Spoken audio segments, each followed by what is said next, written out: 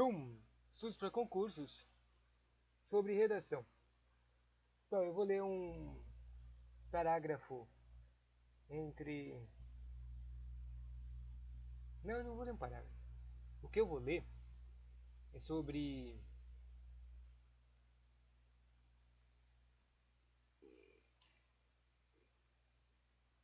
O que eu vou ler é sobre o método. Eu vou ler uns. Droga, meu, como é 30 segundos e eu não consegui falar o que eu vou ler.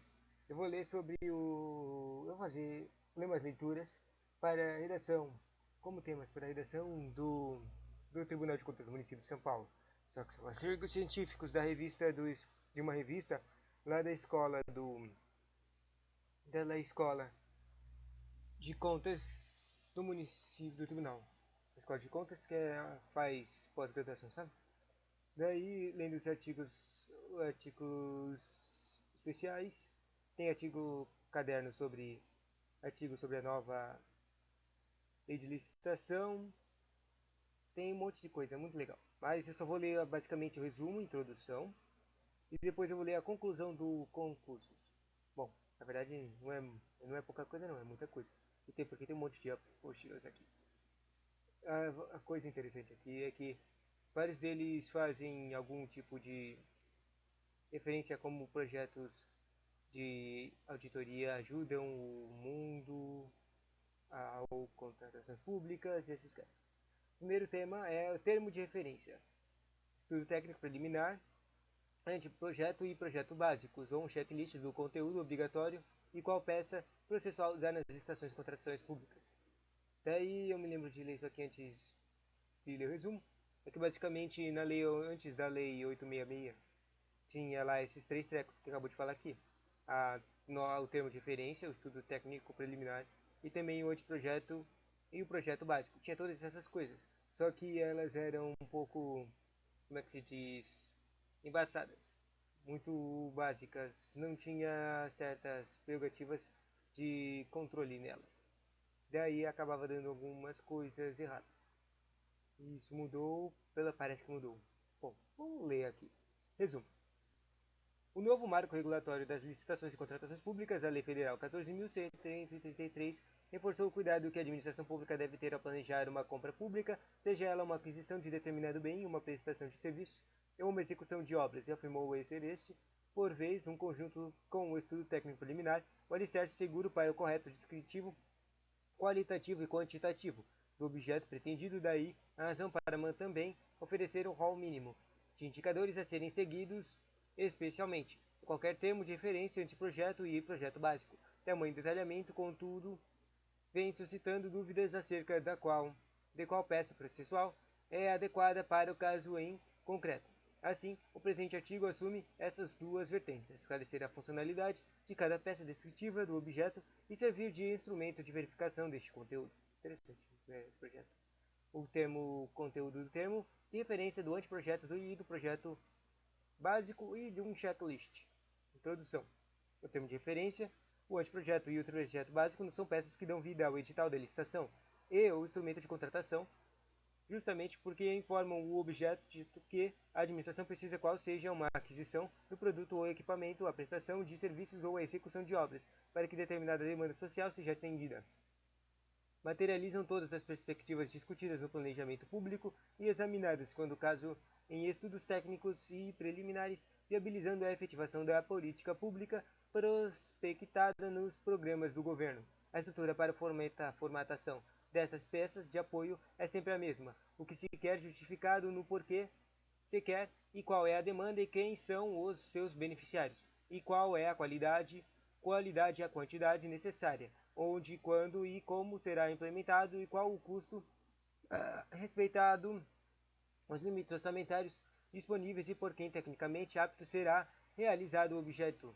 Sintetiza na essência a aplicabilidade extensiva da ferramenta de gerenciamento em projeto 5W, what ou que, why, porquê, who, por quem, e where, onde e when, quando.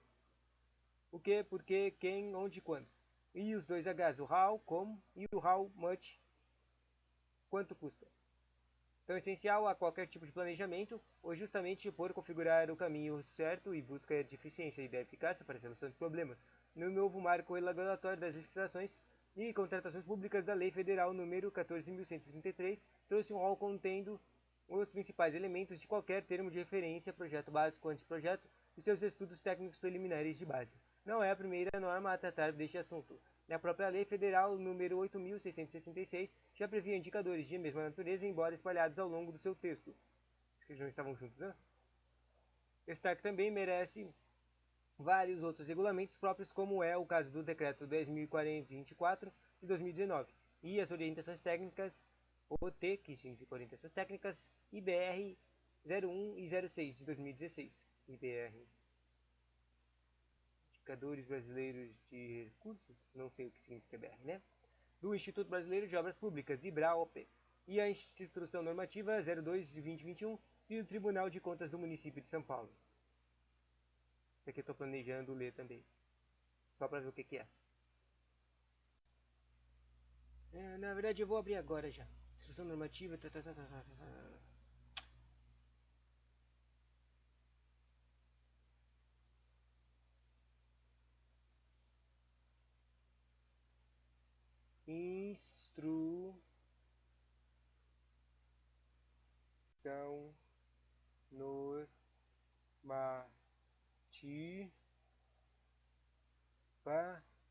N 02 2021.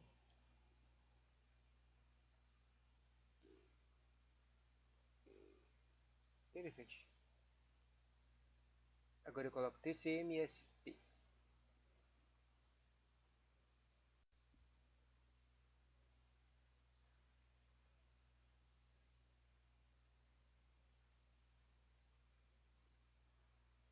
Cinecesp, legislação da prefeitura, portaria do Tribunal de Contas. É uma portaria que só tem 10 artigos. Vamos ver.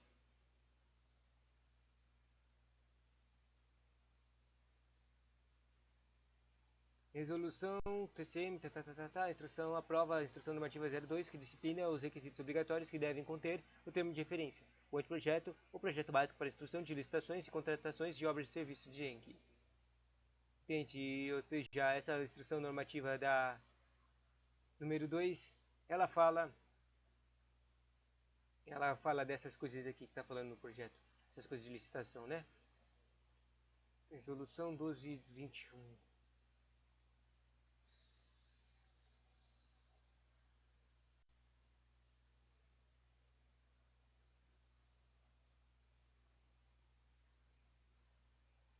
Não use suas atribuições legais com fundamento no artigo 22, inciso 19 da Lei Municipal 9.167, que é a lei do município de São Paulo, do Tribunal de Contas.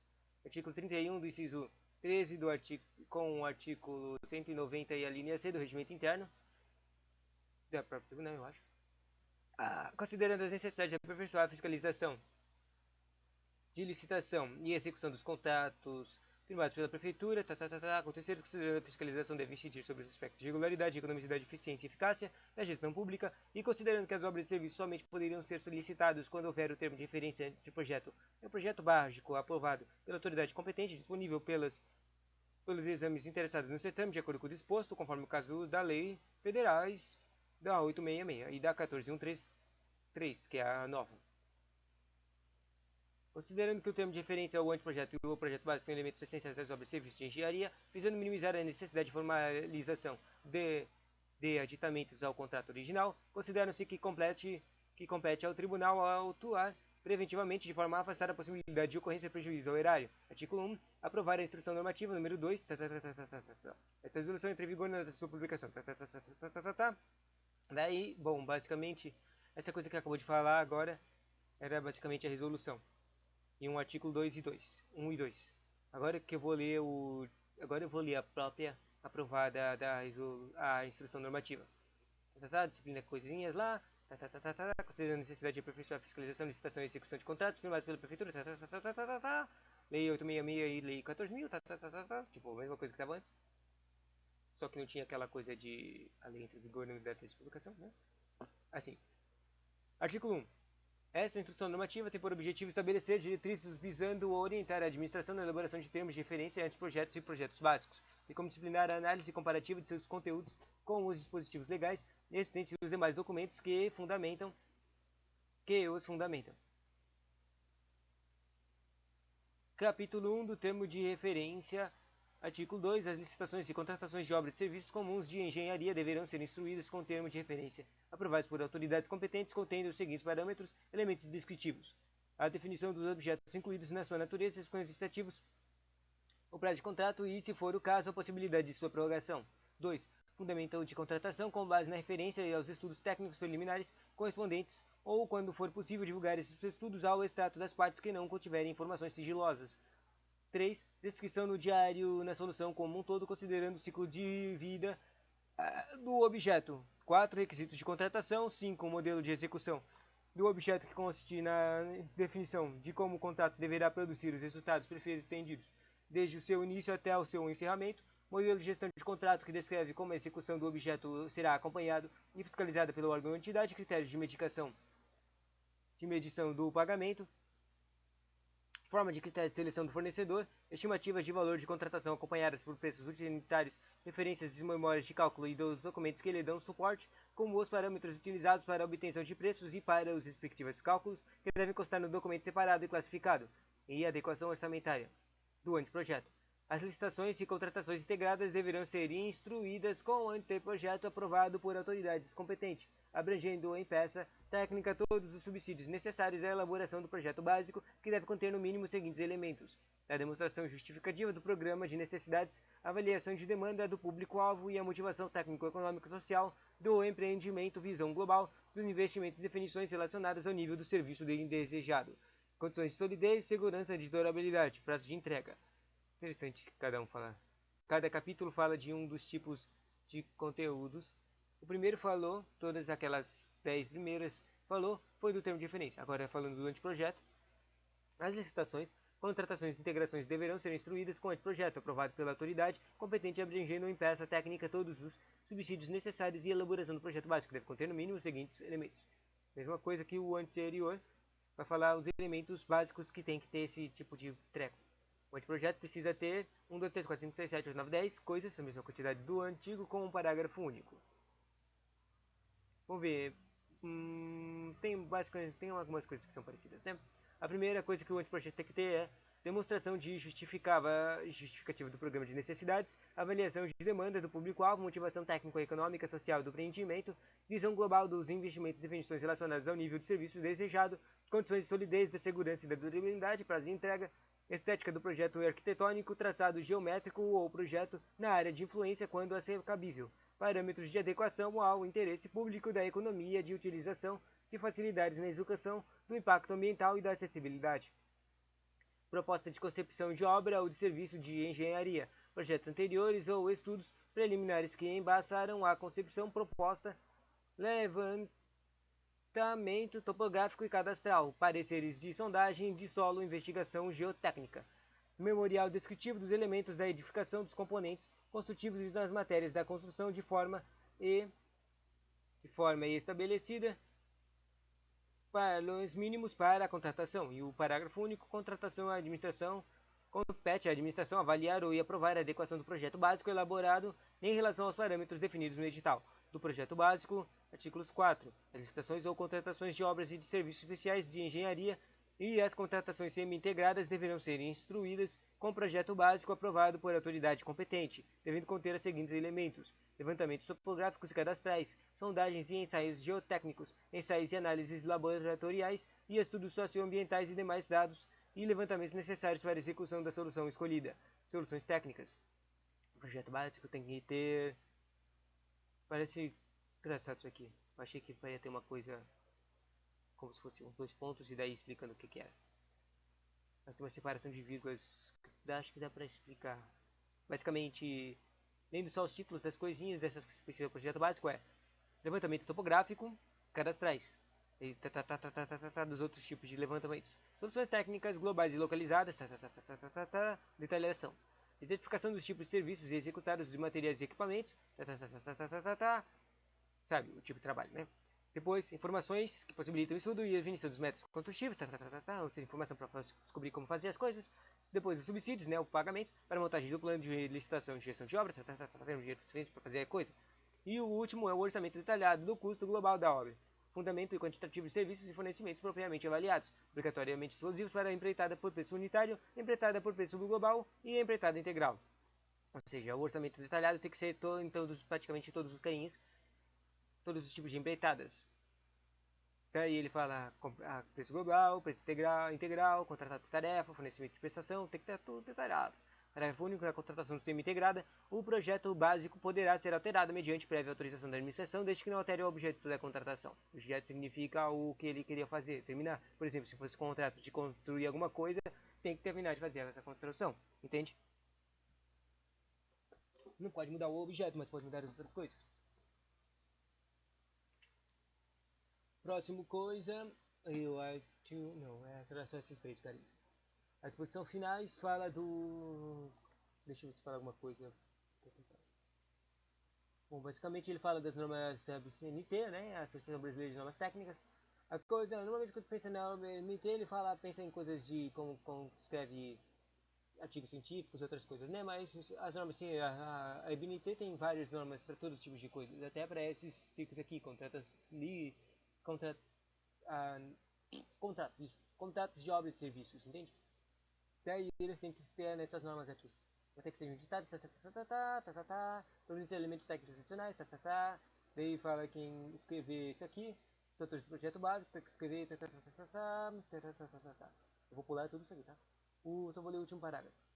A administração deverá envidar esforços para a criação de instrumentos de gestão centralizados, programas, projetos, cadastros, drenagem, melhoramentos viários, empreendimentos e desenvolvimento pelos órgãos e entidades que compõem, bem como de todas as informações sobre intervenções urbanas. E parágrafo único, a administração deverá valer-se dos documentos armazenados na forma do caput para subsidiar as futuras intervenções, justificando as alterações das soluções técnicas que venham a ser adotadas. A presente normativa entra em vigor em 60 dias. Interessante, né? Já está em vigor. Essas mudanças aí nos métodos de contrato de disposições do projeto básico, do anteprojeto e do termo de referência. Interessante, né? Voltando para a apostila com os termos científicos. Aparece assim.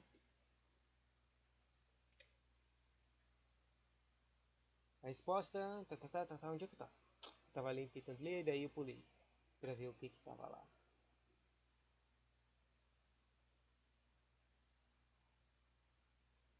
É 16 minutos, né? Agora a questão que não se quer calar é porque existem tantos normativos dizendo qual é o conteúdo das peças que descrevem o objeto de uma licitação e contratação pública. A resposta está na formatação inadequada ou incompleta destes documentos de ajuste de expressão. A jurisprudência não nega tal fato. Enumeração as inconsistências vislumbradas no exame de licitações e contratações públicas dos nossos tribunais, relativas ao descritivo e dimensionamento do objeto, deficientes qualitativas e quantitativas, falhas também no orçamento estimado, também falta de planejamento completo, etc. Vários, entendeu? Várias incompetências e inconsistências também.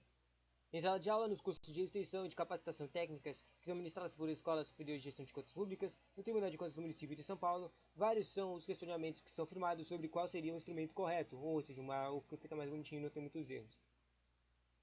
A descrição de objetos de categoria de serviços. C. O termo de referência ao projeto básico ou anteprojeto, assim como o objeto de aprimorar o conhecimento, especialmente o exercício da atividade ordiana e as licitações e contratações públicas. Este trabalho irá oferecer os conceitos legais necessários à compreensão da peça adequada na descrição do objeto, além de comparativo com o conteudista de cada uma dessas peças processuais, na expectativa de que sirva como um checklist item de verificação, facilitando o desempenho de sua função pública no que tange à preparação do termo de referência, do projeto básico de anteprojeto e dos respectivos estudos técnicos preliminares adequados ao caso concreto. Bom, basicamente o que eu estou entendendo aqui é que eles vão criar tipo, uma norma IBNT que vai dizer tudo que tem que ter lá no projetinho de lei. Daí esses carinhas aqui que são os editores, eles têm que, o básico deles é ler esses contratos, depois eles fazem um tipo de verificação no controle externo ou conjunto com o controle interno para verificar se esses contratos foram seguidos ou se os projetos foram, se o operacional fez o projeto direito, esses tipos de coisa, certo? E daí, se o treco tivesse na norma de BNT, ele poderia estar tudo numa ordem bonitinha, já preparada, e em que o carinha ia falar, tem isso aqui, tá aí como se fosse um checklist. Tem isso aqui, fez isso aqui, fez isso aqui, fez isso aqui, fez isso aqui, ou tá isso aqui no termo, tem um projeto tá. Pelo menos é isso que eu entendi. Termo de referência, projeto básico e anteprojeto conceitos. O que é isso?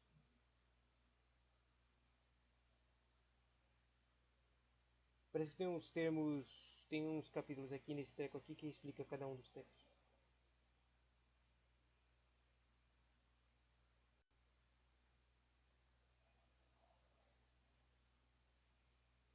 Só que são aquelas mesmas coisas que eu acabei de ler, só que o que está escrito na Lei 14.133, né? Saca só. Segundo a Lei 14.133, que aliás reproduziu as diretrizes contidas na legislação que criou o modo de execução da contratação integrada, o anteprojeto é a peça é a peça técnica com todos os subsídios necessários à elaboração do projeto básico, que minimamente deve conter. Daí ele tem uma listinha dessas coisas que tem que ter no anteprojeto e no projeto básico. Primeiro, a demonstração justificativa do programa, de necessidades de avaliação de demonstrativa, de demanda do público-alvo, motivação técnico-econômico-social do empreendimento, visão global dos investimentos e definições relacionadas ao nível de serviço. E só isso que eu vou ler. Solidez, prazo de entrega, estética do projeto, Depois ele fala. E como eu disse, eu só vou ler a conclusão. Estudo técnico, vou pular o resto todo que tinha vários capítulos explicando cada uma das coisas. Daí o legal aqui é que tem um quadro comparativo dos três carinhas. Tem um treco comparativo entre o termo de referência, o estado técnico preliminar, que é um dos carinhas lá, e o projeto básico. Caramba, tem um negativo interessante. Planejamentos e justificativa também, que estão lá na Lei 14.000. Daí fala sobre os recursos orçamentários de cada uma delas. Então também tem uma parte que está na Lei 866, outra está só na 14.000. E também tem esse decreto de 2024 que eu falei agora há pouco. Também fala das atividades técnicas e econômicas na comparação. E por fim fala da sustentabilidade, da metodologia, da indicadores quantitativos, da entrega de objeto. E o custo e orçamento, a qualificação operacional e profissional, a gestão contratual e o último é a gestão contratual. Bom, basicamente esse treco aqui, essa tabela aqui de comparação é muito boa para estudo de concursos desse treco de contratos. Mas eu não vou ler ela, né? Realmente ela vai demorar muito tempo para terminar de ler isso. Então vamos ler só a conclusão aqui para terminar. Conclusão. Sem embargo, as considerações conceituais e os esclarecimentos sobre qual o instrumento deve ser utilizado para descrever um produto, equipamento ou serviço. A importância de estudo técnico preliminar sobre estas peças descritivas. O que se espera é que este trabalho seja um material de fácil visualização e associação do conteúdo de um anteprojeto, um termo de referência e um projeto básico e as referências do estudo técnico preliminar. Buscou-se, assim, apresentar uma proposta de checklist com todo o conteúdo legal pertinente que seja capaz de servir como instrumento facilitador da consagração de processo de licitação ou contratação público de 100 euros. Interessante essa conclusão de treco só, que é facilitador de 100 euros, né? Próximo projeto científico, 21 minutos para o primeiro projeto científico. Segundo projeto científico, considerações sobre a designação dos agentes públicos para funções previstas na Lei 14.133. Tem funções na Lei 14.133? Bom, de novo, vamos ler aqui. Quer dizer, deixa eu escrever aqui o que eu vou ler. Considerações sobre designação de agentes. Designação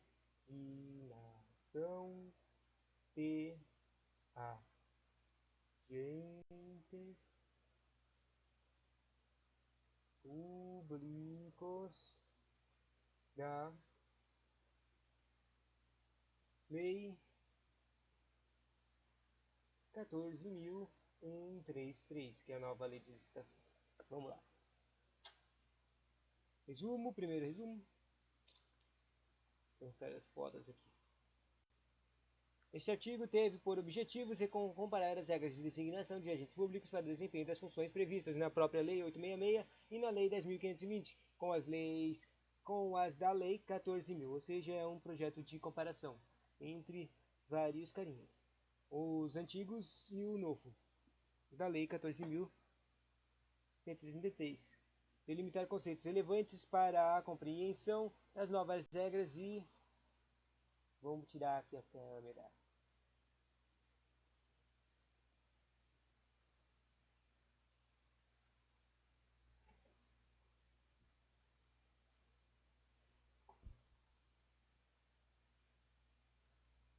Porque soco, porque soco, porque soco, porque soco.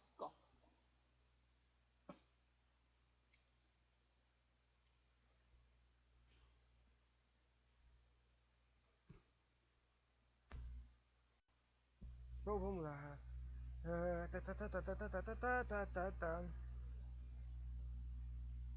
Delimitar conceitos relevantes para a compreensão de novas regras, demonstrar a importância da capacitação dos agentes e das escolas do governo e escolas de contas no contexto da Lei 14.133. Para isso foram elencados os dispositivos legais que tratam das funções inerentes e licitações de contratos, exemplos de sua interpretação e aplicação por diferentes entes e públicos e concepções doutrinárias que contribuem para sua compreensão.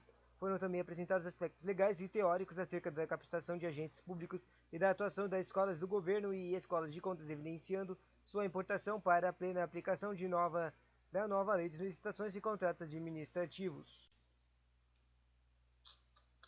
Interessante. Daí, depois disso, a introdução para terminar e depois com o treco. Mas é claro que se ler o artigo inteirinho vai ficar muito mais top. Mas não, vamos ler.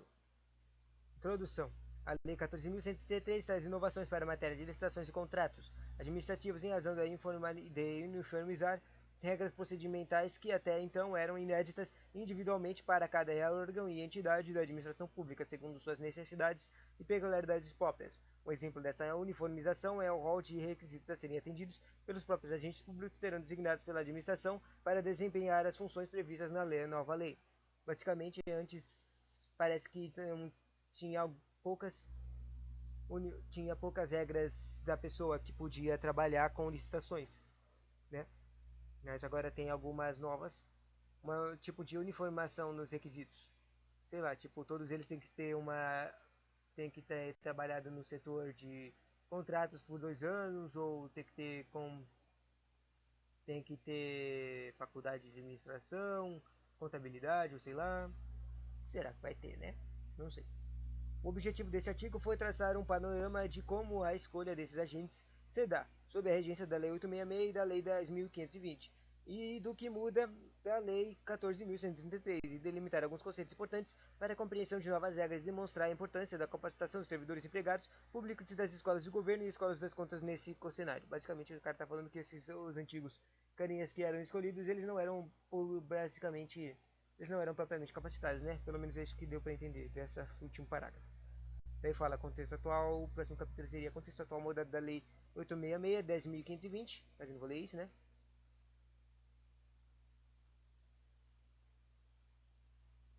Provavelmente vai ter uma tabelinha que nem aquela do último artigo científico. Mas é claro que eu não vou ler ela, né? Porque ela vai ficar muito grande e vou ficar o dia inteiro aqui se eu ficar lendo ela.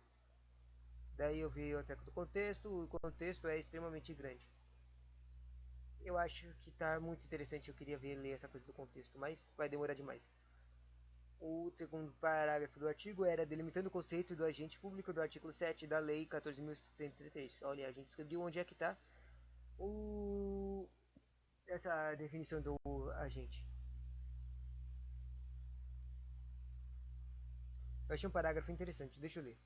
Além disso, diferentes condutas podem ser adotadas por um agente público diante, isso aqui é o que está lá na Lei 866, tá?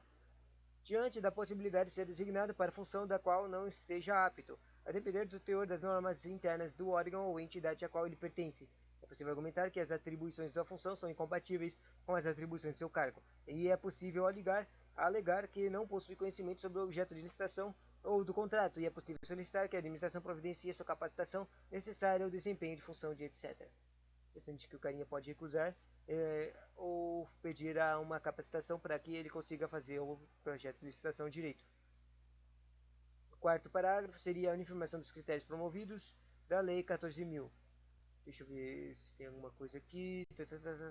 Parece que tem nesse capítulo aqui tem uma separação, quer dizer, tem uma diferenciação entre como é que acontece essa uniformização no setor privado e no setor público. No setor privado é comum a aplicação de modelos de gestão de competências visando planejar, selecionar e desenvolver as competências necessárias e respectivo negócio, a partir da identificação das lacunas, que são os gaps, de competências internas da empresa em comparação com as competências necessárias à consecução de seus objetivos, tornam-se medidas para minimizar essas lacunas, por exemplo, através do recrutamento e seleção, treinamento e gestão de desempenho pessoal. Isso aqui era o que era escrito no público, né? Funções essenciais, sendo assim, claro, exemplos, bonitinho. O quinto capítulo era a capacitação para como alternativa de atendimento aos requisitos da lei. Basicamente, ele fala que, mesmo tendo esses requisitos, não é obrigatório que os caras tenham elas. Eles podem fazer uma capacitação para que eles possam fazer esses seus trabalhos, certo? Esses são os trabalhos de direito. Daí, no último capítulo, fala dos tipos de escolas de governos, que é os carinhas que vão capacitar essas pessoas para fazer as licitações de direito. Daí fala, tem uma listona de escolas aqui, nos estados, nas regiões, por regiões.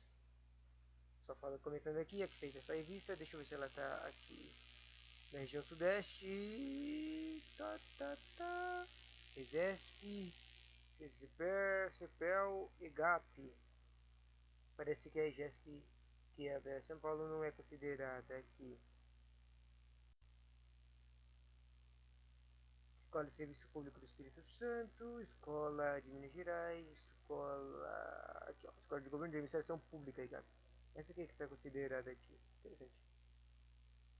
Daí, finalmente, chegamos no final, né? As considerações finais. Bom, nossa conclusão é as considerações finais. A realidade das estações de contratos administrativos, em especial quanto aos servidores e empregos públicos e empregados públicos, desempenham as funções essenciais e seus procedimentos passará por importantes mudanças em razão da entrada do vigor da Lei 14.133, em especial o que? Com terceiros e da estrutura do pessoal.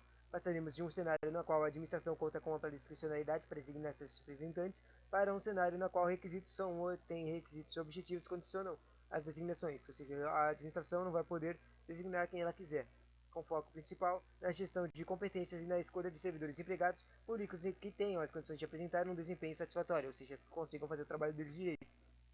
Esses satisfatórios daquelas funções. O presente artigo buscou apresentar a capacitação pessoal como uma estratégia fundamental para isso, ou seja, mandar esses caras para a capacitação da escola lá, que eles deram uma listinha no artigo, para corrigir e suprir as lacunas de competências, propiciando o atendimento das exigências da nova lei, bem como apresentar os principais conceitos inseridos nessas exigências para uma melhor compreensão do texto legal e das responsabilidades dos atores envolvidos, em especial gestores públicos, escolas de governo e escolas de contas, pois espera-se oferecer contribuições aos estudos e discussões necessárias à adequação da administração pública e à nova lei de associações e contratos administrativos. Aqui até parece um texto de dissertação para a prova, né? Próximo com o artigo científico. A governança. Governança é basicamente o que vai fazer, né? É o controle externo. É o controle. A governança, o controle interno da gestão e gerenciamento de riscos na administração pública diante da nova lei de licitações e contratos. Governança e controle interno, gestão disso. Resumo. Inicialmente, a contextualização, contextualizados na realidade internacional e brasileira, o artigo esclarece que os conceitos praticados da governança, do controle interno da gestão e do gerenciamento de riscos e instrumentos que visam a garantia de normas e processos internos foram estabelecidos pela nova Lei de Licitações e Contratos Administrativos LLCA, que é o sigla da lei de nova lei. De modo a se destacar o controle preventivo da administração pública. Além disso, também demonstra que a LCCA previu uma série de benefícios para que os particulares licitantes estabeleçam programas de integridade e estejam em conformidade às normas. Por fim, ressalta que esses mecanismos são um passo diante a regulação responsiva e que confere incentivos aos particulares e a realização e particulares a estarem em conformidade às leis, proferindo, portanto, a tutela preventiva que a repressiva, com a finalidade última de se evitar danos à administração pública e à sociedade. Interessante. Leis e trequinhos, né? Tem introdução. A nova lei de licitações contra atos administrativos, LCCA, consolida e tem um marco legal às normas sobre as contratações públicas no Brasil.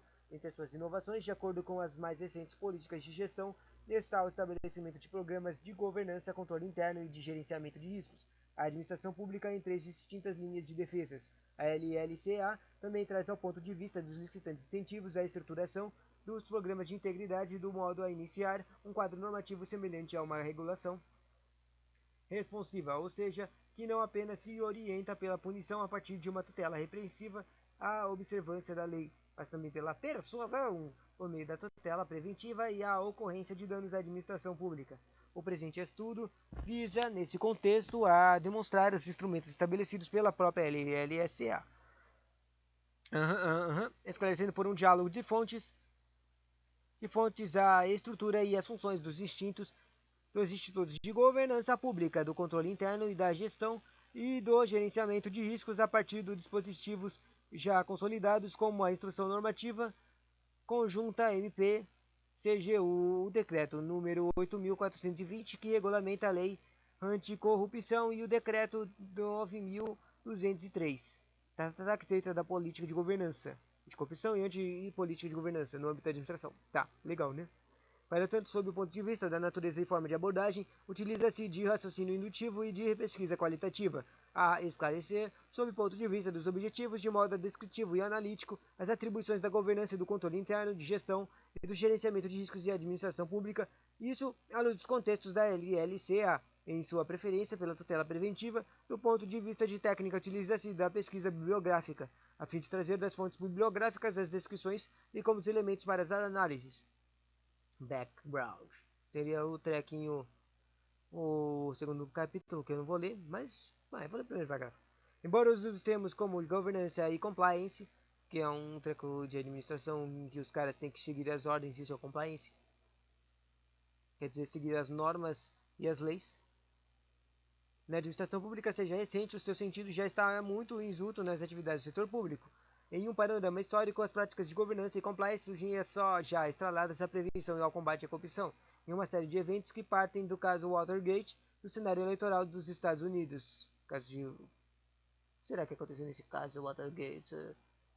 Parece que aconteceu um impeachment de um cara chamado Nixon, Richard Nixon, lá do Watergate, ou seja, teve uma corrupção e daí teve um impeachment. Aqui no Brasil, né? Inconveniência americana. Bom, não quero mais saber disso. Pula, pula, pula. E o terceiro parágrafo seria: governança, controle interno e gerenciamento de riscos é LCCA. Cara, por que todos os artigos científicos têm conteúdos tão interessantes, meu? Mas não dá tempo de ler tudo isso. Então pula, pula, pula. Apareceu um artigo de alguma lei. Deixa eu ver. Artigo 169 da LCCA, ao tratar de todo o processo de contratações públicas, expressamente estabelece a necessidade de processos relativos a gerenciamento de riscos, ao controle interno e gestão de governança pública ipsis literis. Interessante essa coisa de governança e gerenciamento de riscos. É assim que está escrito lá na Lei 169, lá, quer dizer, no artigo 169 da nova de licitações. Está escrito um artigo com 3 incisos de linhas de defesa. Diz assim: as contratações públicas deverão submeter-se a práticas contínuas e permanentes de gestão de riscos e de controle preventivo, inclusive mediante a adoção de recursos de tecnologias de informação, e além de estar subordinadas ao controle social, sujeitar-se-ão às seguintes linhas de defesa. Daí a primeira, segunda e terceira linha, só o final que é importante. Primeira linha de defesa integrada por servidores empregados públicos, agentes de licitação e autoridades que atuam na estrutura de governança do órgão ou entidade. Segunda linha de defesa, integrada pelas unidades de assessoramento jurídico e de controle interno do próprio órgão ou entidade. E terceira linha de defesa, a integrada pela órgão central de controle interno da administração pública e pelo Tribunal de Contas. Basicamente, aqui está falando que não vai ter isso antes de ferrar tudo, vai passar por um monte de carinhas. estrutura de governança, a estrutura de controle interno e a própria Tribunal de Contas no final, se esses caras não conseguiram descobrir a gestão de riscos dos controles, fazer esses controles direito. Última linha da frase. Daí agora pula. Interessante. Próxima. Considerações finais dessa coisa aí, dessa coisa aí. Da governança aí da LCCA. A LCCA trouxe os elementos da governança, do controle interno e do gerenciamento de riscos, como instrumentos ao cumprimento dos princípios incisos e a administração pública descritos pelo artigo 37 da SRFB. Constituição. Cara, por que eles colocaram a sigla mó estranha da Constituição Federal, meu? Agora eu tô confuso, só porque eu não consigo lembrar as letras dela. Bom, basicamente é Constituição. Daí eu lembrei aqui. A verdade, sabe, é uma coisa engraçada que os professores comentam às vezes, quando eles falam estudam Constituição. E. Eles disseram que uma vez caiu na prova mesmo. Basicamente é que o nome do Brasil não é Brasil, é República Federativa do Brasil. Primeiro, a gente é uma república e a gente foi criada, o nosso modo de governo é o federativo. E o nome do nosso local é o Brasil. É basicamente isso. Daí o nome, ou seja, o nome da Constituição não é Constituição Federal. É simplesmente isso. Ela é a Constituição da República Federativa do Brasil. E, bom, era isso que ele está falando aqui. Daí, volta. Eu vou ler no parágrafo só porque essa coisa da Constituição da República Federativa do Brasil me lascou aqui. O LLCA trouxe os elementos de governança do controle interno e da gerenciamento de riscos como instrumentos de cumprimento dos principais incisos. Está escrito incisos. Dos princípios incisos, princípios incisos da administração pública descritos pelo artigo 37, o link, né? O que se destaca é a sua defesa por mecanismos de controle preventivo, que direcionam a debate da punição à persuasão, já que são capazes de estabelecer incentivos também aos licitantes e a estarem de acordo com a própria legalidade e com as práticas de governança, como é um programa de integridade. Estende-se que este é um passo adiante ao tratamento dos processos licitatórios com base em uma regulação responsiva, o que já está sendo implementado como mencionado no âmbito de agências reguladoras pela ANEC, uma agência reguladora, e também pela Anatel, outra agência reguladora. Embora não abarque definições precisas quanto à governança pública, ao controle interno, ao gerenciamento de riscos e aos problemas e aos programas de integridade, a estrutura e as funções de cada parâmetro podem ser interpretadas com base nas demais normas que tratam o tema. No âmbito da administração pública, como as referidas na Instrução Normativa Conjunta MPCGU número 1, 2016, descrito no um monte de números. Interessante, né? Próximo artigo científico. Esse artigo científico tem várias notas, esse aqui que a gente acabou de ver. Bom, basicamente esses aqui eram todos os artigos científicos que estavam falando da lei, esses três aqui. Eram todos os artigos científicos que estavam falando da nova lei de licitações. Os próximos artigos científicos são um pouco diferentes. Eles não focam só na lei de licitações, eles falam de auditorias e outras coisas, que são extremamente importantes para o estudo de controle externo e outras coisas, certo? Eu acho que dá para separar isso aqui em dois vídeos, se eu começo a ler os próprios artigos. Só para falar antes, o primeiro artigo é sobre auditoria operacional na área da educação sob a ótica de eficiência, ou seja, para falar de como melhorar a educação. O segundo, daí tem um monte de resultados de pesquisas. O segundo artigo fala sobre a administração pública, dialógica e tribunais de contas, não, perspectivas de controle externo de perspectiva, ou seja, ele fala como que os tribunais de contas fazem controle externo. O terceiro artigo fala sobre controle interno no setor público como instrumento de controle de gestão, o estudo no caso do Tribunal de Contas do Estado do Pará. Ou seja, ele fala como que a gestão melhora usando o controle interno efetivo no tribunal usado, os que foi estudado pelo próprio Tribunal de Contas do Estado do Pará. Depois ele fala, o próximo artigo fala, acho que esse era o último artigo, né? Não, tem mais. Depois ele fala de um artigo que fala ferramentas de controle social do Tribunal de Contas do Município de São Paulo, ou seja, como é que o controle do Tribunal de Contas ajuda no controle social. Controle social significa que a gente sabe que os governos estão fazendo, o que eles estão fazendo para ferrar a gente, entende? E esse aqui é o mais interessante, né? Depois disso tem um artigo que diz: uma experiência do estágio supervisionado do curso de pedagogia frente à pandemia e Covid-19, ou seja, eles são um treco de como que foi feito os trabalhos durante Covid, isso é interessante também. E acho que esse é o último. Como evitar a reprodução das desigualdades na produção do espaço urbano, desafio do sistema de planejamento urbano e orçamentário. Interessante. Esse aqui é um estudo lá do Sudeste, do Pará. Cara, eu não sei que estado é esse aqui não.